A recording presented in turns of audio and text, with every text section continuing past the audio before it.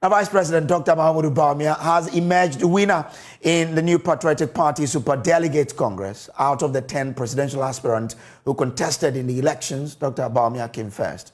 The Congress, which ended a while ago, was to elect 5 presidential aspirants out of the 10 to contest the party's primaries in November this year. After the coalition of 16 out of the 17 polling centers across the country, the Vice President garnered over 67% of total vote cast, followed by Member of Parliament for Asin Central, Kennedy Japan, who secured 14.15% of the total vote cast. The Vice President's main contender, Alan Chamantin, came third. Dr. Saboba is the Director of the Electoral Services at the Electoral Commission. Now, with respect to the assignment you gave us, we've done it. The election was held in 17 polling stations, 16 regions prior, the head office one, making it 17. And when we put the results together, these are the figures.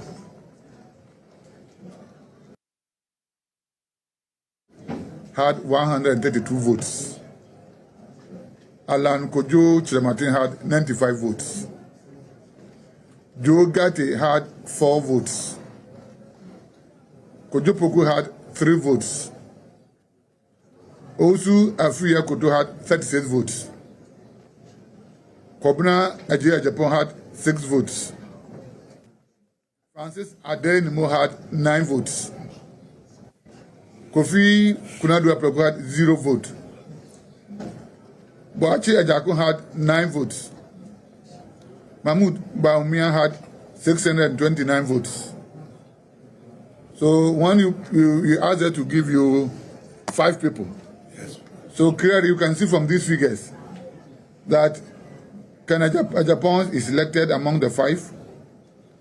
Alan Kojo Chamatin is one of the 5. Osu Afriya Koto is one of the 5. And Mahmoud Bawumia is another one of the 5. Then when you come to the 5th position, two people tied. So there's a tie between Francis Adenimo, 9 votes, and Boachi Ajakon, 9 votes. Meaning we have the 4 for you, and the 2 are tied. So the party will have to take a decision with respect to breaking the tie. Thank you very much, Prof. And that's what I have for you. Thank you. Though they have accepted the results of the just ended Super Delegates Conference in the Upper West region, coordinators of the Alan Kojo Chiramatin campaign are labeling their humiliating defeat to the threat and intimidation meted out to persons perceived to be their supporters. According to the Member of Parliament for Lambusie, Bright Baligi, persons perceived to be their supporters have been threatened with dismissals from their jobs, and also some monies were doled out to others who turned out the election in favor of Vice President Dr. Bawumia. Rafiq Salam reports from Wa. 2 clear hours to the start of the voting, the premises of the Business and Law Faculty of the Simon Diedon University of Business and Integrated Studies had more than 5 dozen of police personnel in uniform and also a mufti stationed at various locations. Less than 2 dozen of them had body cameras on them. Agents of the various aspirants included former chairman of the Ghana Football Association, Kwesi Nyenchachi, had taken their seats. Kwesi Nyenchachi is the agent for Kennedy Ohina Japan. At exactly 9 a.m., officials of the Electoral Commission were ready and had given the green light for voting to start, but the delegates were nowhere to be found. The first name on the delegates voters list was a National Council member for the region, Dr. Hafiz bin Sali, who doubles as the Upper West Region Minister. He appeared at the venue, sauntered around the various EC decks for the necessary voting procedure before casting his ballot. Mr. Minister, you said that your candidate is winning. Who is your candidate? Dr. Bawumia. It's obvious. Why do you think it's Dr. Bawumia? No, I say it's obvious that he's going to win. Yes, sir. Yes. Following him closely was the Upper West Region chairman of the NPP, SB Kangbare. The ballot is supposed to be a secret. You don't announce who you voted for. It amounts to campaigning on the voting ground, which is illegal. But who do you think will win? Oh, as for winning, it's in the hands of God. But as human beings, I think Bawumia will win. Next was Interior Minister Ambrose Zeri and Deputy Minister for Sanitation and Water Resources Amidu Isakuchinia. Who did you vote for? I don't know. Tell me. And if I did that, would my vote be a secret vote? That candidate is an excellent candidate. I call him a well-beaten. Right? He is the person that I believe can lead this country because of his excellence in many other governmental activities. And so I am sure that the people of the NPP will make the right choice. Thank you. Beyond that, I say no more. If you get up and say it, from your description, do you think that is Dr. Bawumia? From your description, is it Dr. Bawumia that you are describing that is excellent? well, I told you that the person is the excellent, but all the 10 are excellent. So is Dr. Bawumia? You are well aware that the NPP has always been tagged as an account party. I mean, in our communities everywhere, in the north, in the Zongos, that has been the message.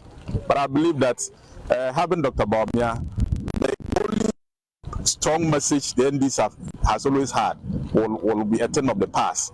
Besides that, Dr. Bawumia has demonstrated a lot of competence, a lot of experience, and to continue from where Nana Addo Dankwa Akufo-Addo is going to leave, he'll be the best person to fit into the shoes and take Ghana to the next level. An hour and a half to the end of the voting, all the 32 delegates had voted, and per the rules governing the election, they can neither sort or count the ballots until 1 p.m. They waited with bated breath until that time when the ballots were sorted, counted, and declared by the Upper Regional Director of the EC, Ali Osman Adamu, bleeding heart defender of the record of Alan Kojo Chiramanten, a member of Parliament for Lamuse, Bright Baligi, says though they have accepted the results, they are not happy with it.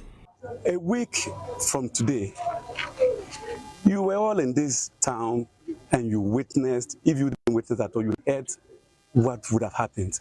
Extreme intimidation, victimization, threats of harm, threats of dismissal, and all those things. Definitely, I mean, everyone would want to protect their port. Each day, some monies were paid out to delegates. A minimum of 5,000 each day from Tuesday that I got into this region. Each day, delegates received not less than 5,000. And that, where do we have it? We went to the people with our message. Alan doesn't have that money. He has the message. He has the character. He has the competence. He has the credibility to lead the party in the country. And that was what we sold. But if delegates chose money over our collective benefit as a country and as a people, we have no say. We are. Reporting for J News, Rafik Salam. Wow. In the OT region, the conference, though successful, recorded some minor hiccups. At the end of polls, the Vice President, Dr. Mahamudu Bawumia, polled 16 out of 30 delegates, representing 53% of valid vote cast. Correspondent Peter Seno witnessed the process and reactions in that region. The Super Delegates Conference for the NPP here in the OT region has come to a successful end, I should describe it. However, there were a few ups and downs during the course of voting with regard to whether or not the minister should take his phone into the voting center, which brought about some near fisticuffs here at the center.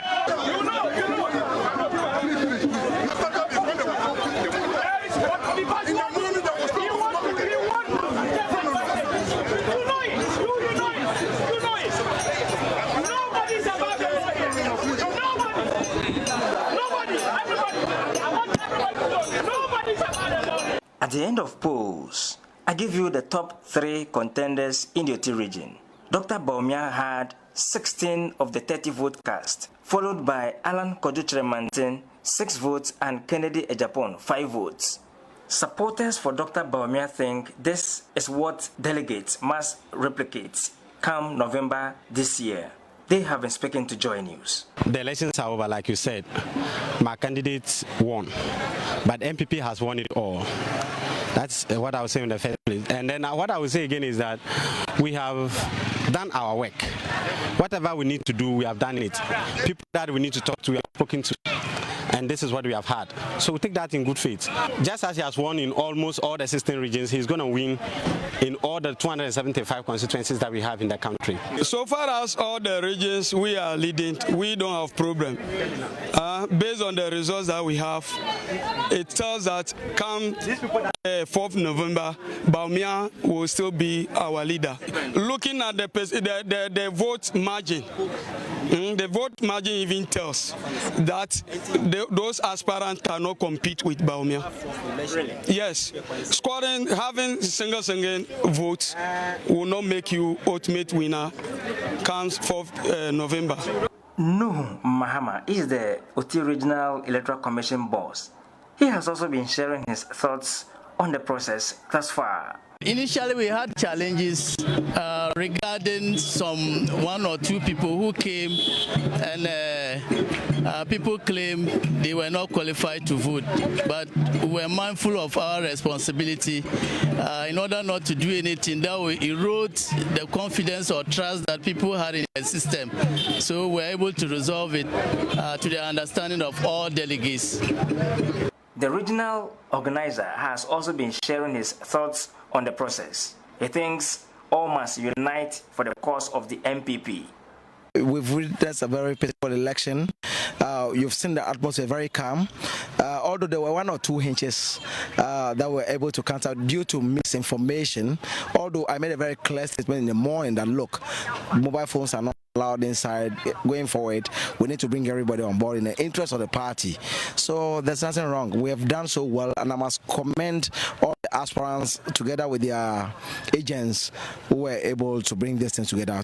The planning committee, the youth groups, the pressure groups, we've all maintained our peace, and then we've had a very peaceful election. From Dambai College of Education here in the Oti region, my name is Peter Sanu for Joy News.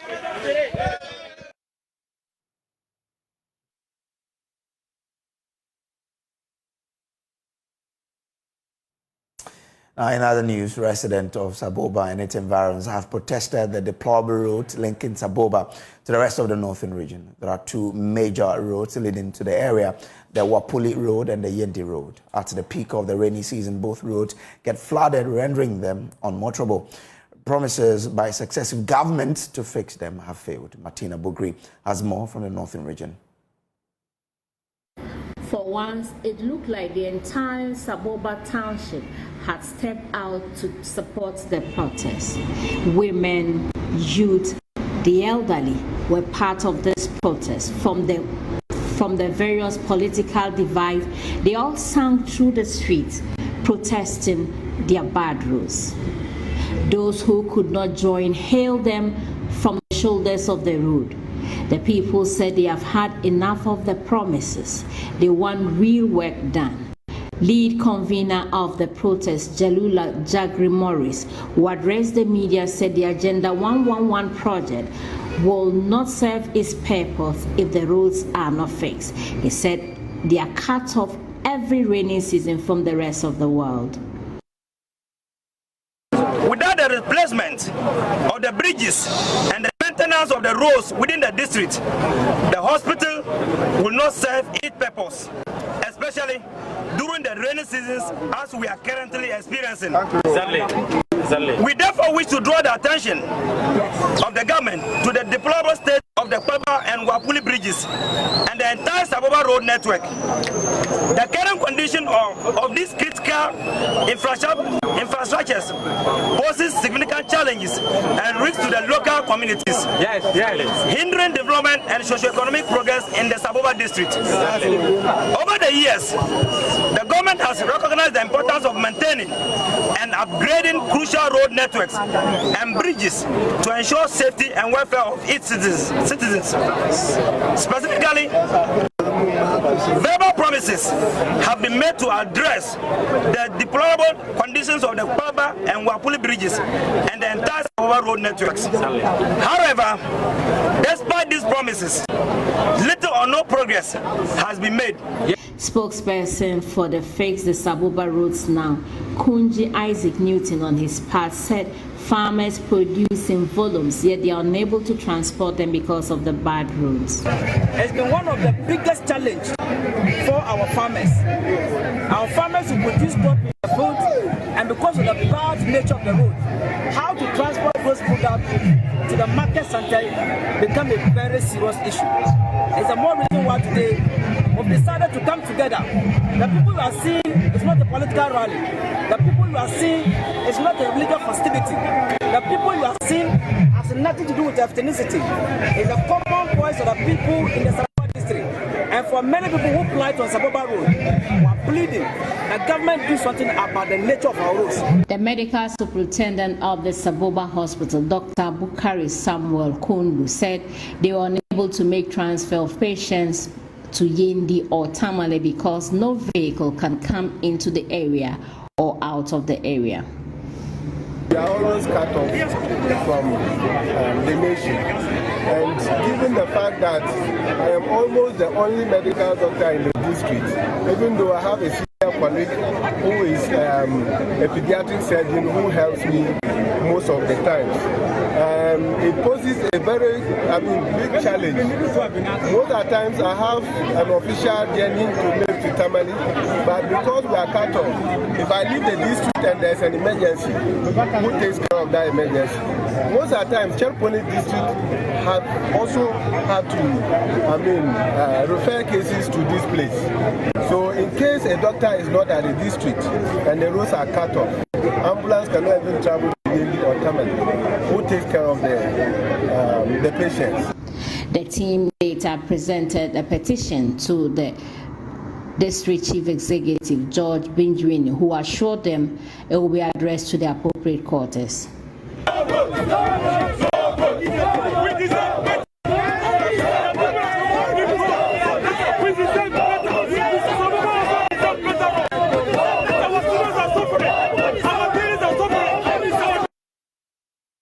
Now, over 1,000 teenage girls drawn from 27 basic schools in the Leje-Kuku municipality of the Greater Accra region have benefited from a day's menstrual hygiene training and free sanitary pads donated by the Greater Accra chapter of the National Association of National Service Personnel, NASPA, at Teshi. According to the Greater Accra Women's Commissioner of NASPA, Nancy Enunson, the gesture aims to help curb absenteeism among girls who skip schools during their menstrual period. There's more in the following report. Over 1,000 girls drawn from all 27 basic schools in the Leje-Kuku municipality have been trained on menstrual hygiene and ways to stay in school and feel confident even when they are menstruating. The municipal girls education officer Isahaku Homo bemoaned absenteeism among girls during their periods as a phenomenon they are battling with. During my visits to school, one of the issues that comes up always is the place for changing during their menses, and then the pad itself. So during menstruation, some of them stay at home. They don't come to school because they can't afford the sanitary pad. You visit a school, maybe you find a desk empty. You are trying to find out from the facilitator what the cause is, and it's the child is not in school because he saw herself yesterday, and today the person is scared of coming back to school to avoid the shame that they get from the opposite sex. Speaking to Joy News, the Greater Accra Regional Wocom for NASPA, Nancy Ainunsom, said the donation of over 1,000 packs of sanitary pads and menstrual hygiene education is to help keep absenteeism among the girls. The main reason why we are doing this donation is we realize that the girls in the basic school, when they are in their menstrual period, they tend not to come to school, in the sense that they don't have the sanitary pads to support themselves and to keep themselves hygienic. So they don't come to school. So together with my executive, we decided to do this project to help over 1,000 students in the Jokuku district. Some beneficiary girls say inadequate changing rooms and mockery from their fellow male colleagues remain a challenge. For our school, we don't have a changing place for the girls to change. And some of the girls are also scared to ask their teachers for pass when they're staying in their clothes. So they go to their friends, and their friends teach them like not the appropriate way to change their pass and those things. And the boys too, like they'll be murmuring over it. In the changing rooms, some of the women in charge of that place, when we are going there, they are like, when we go, we soil that place with blood and other stuff. So when we are going, they are always complaining when we are entering that place. Expressing appreciation to NASPA for the gesture, the Municipal Director of Education, Theresa Tete, assured interventions are underway to provide adequate facilities to help keep the girls in school. The impact is, I would say, is very great. As you can see, they have confidence in even asking questions. So the impact of giving the sanitary part to them is coming to boost their confidence. So whatever they do in school will be also improved. They will stay in school, they will come to school, even when they are their menses and having menstrual cramps, they will take it as one of those things and then come to school to learn. Changing room, I would say it will be a bit of challenge because it's a new thing that has come. So the gamma facilities, those that have the schools have the gamma facilities or wash rooms, we have provided some for them. But those that do not have, we are putting things in place at least to get a space for them to get their changing room when they are having their menses, so that they don't go to toilets or they don't go to urinal to change. Establishing and equipping changing rooms with sanitary pads is one of the surest ways of keeping girls in schools during that time of the month for these little ones. NASPA is therefore urging corporate organizations to emulate their gesture. For Joy News, Carlos Caloni, Teshi. Now, the Chief Executive Officer of the Kolebu Teaching Hospital, Dr. Opokon Ware Ampoma, says among a number of factors mitigating the treatment and survival of children living with cancer in Ghana is late detection and diagnosis. According to him, the earlier the diagnosis, the higher the rate of survival. He was speaking at an event to cut short for construction of a 40-bed multi-purpose pediatric oncology block for the children's unit of the Kolebu Teaching Hospital. There's more in the following report. According to the World Health Organization, it is estimated that about 1,200 new cases will be diagnosed every year in Ghana for pediatric cancers. However, many people in Ghana still believe that children can't get cancer. Chief Executive Officer of the Kolebu Teaching Hospital, Dr. Opoku Ware Ampoma, says as a result, childhood cancer diagnosis is often received with a lot of disbelief and shock. To help in the treatment of childhood cancers, Lifeline for Childhood Cancer, a non-governmental organization and fundraiser partner of the oncology unit of the Kolebu Teaching Hospital, is constructing a 40-bed capacity facility for the unit. The CEO of the hospital, Dr. Opoku Ware Ampoma, speaking at the sword-cutting ceremony, indicated that among a number of factors militating against the treatment and survival of children living with cancer is late detection and diagnosis. When we see a child with an illness, cancer is one of the last things that you think about, because for most, it's not common to have children, but these diseases do exist. So there's a challenge with tests of diagnosis, having the facility to actually diagnose them properly. So one of them is being detected, early detection, and then also referral. Quick referral, so that they get to the hands of the experts early, because sometimes they are referred, but they are referred very late, where there's not much that can be done. He is confident the facility, when completed, will improve the operations of the unit. The pediatric oncology unit has been in existence for many years and has been at the forefront of helping to treat children with childhood cancers. The only limitation has been that we've become more like victims of their own success, in the sense that they become so good at it that now they're getting a lot more cases. Previously, they were just seeing maybe under 50 cases, and then now the increase to 100. Now they are seeing in excess of over 250 new cases every year.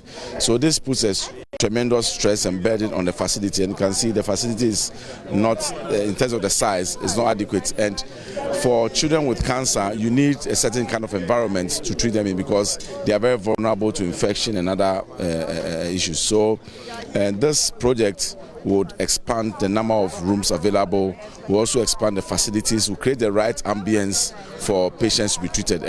The executive director of the Lifeline for Childhood Cancer, Ekuya Sapon, says she's motivated by the impact the project will have on children living with cancer, as she called on parents to pay attention to their children and seek medical attention as soon as they show signs of being unwell. I lost my child to cancer, and so I've been a permanent fixture in this place because, you know, it took over 2 years to do our treatment.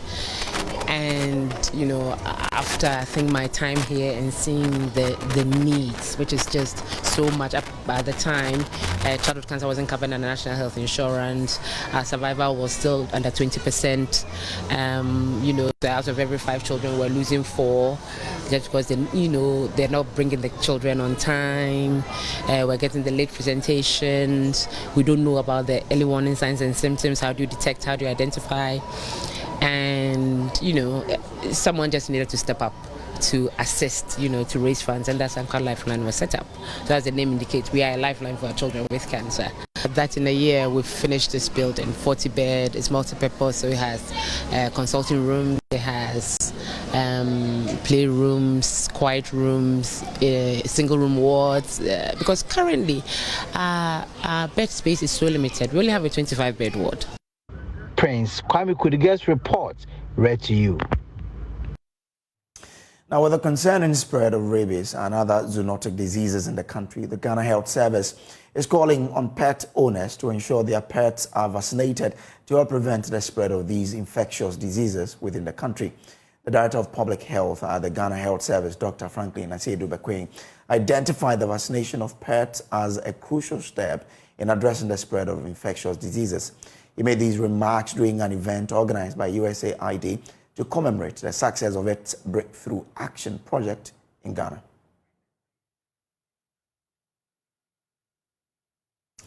We'll bring details of this story in the rest of our bulletins, but that's how we wrap up Joy News Prime today. There's more on myjoyonline.com. My name is Samuel Kojo Brace. Do enjoy the rest of your evening.